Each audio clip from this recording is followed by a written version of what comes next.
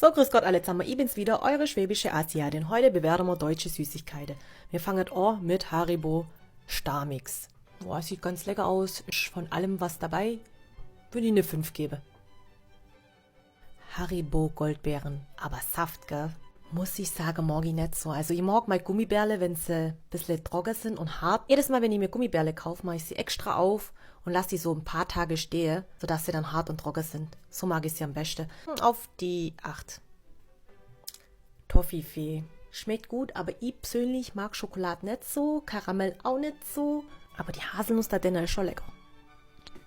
Mama 6. Himbeerbonbons.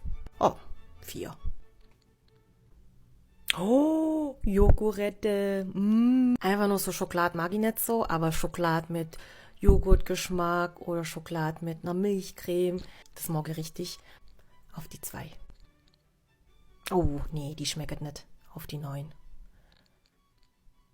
Bunte Tüte, ist auch lecker. Machen wir mal auf die 3 oder 7 jetzt. Auf die 3.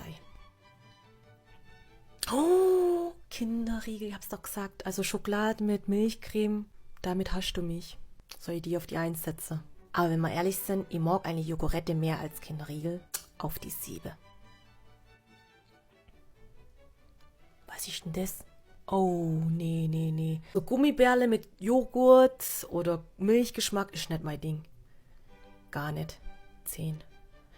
Soll sich lohnen. Irgendwas Saures. Aber bitte nicht die Gummibärle mit dem Papagei, die mag ich gar nicht. Oh. Ist jetzt nicht das Beste, ich mag eigentlich die Apfelringe mehr. Ich hätte sie eigentlich nicht auf die 1 gesetzt. Aber ist halt jetzt so, gell? Es sei denn, ich breche das Video davor ab.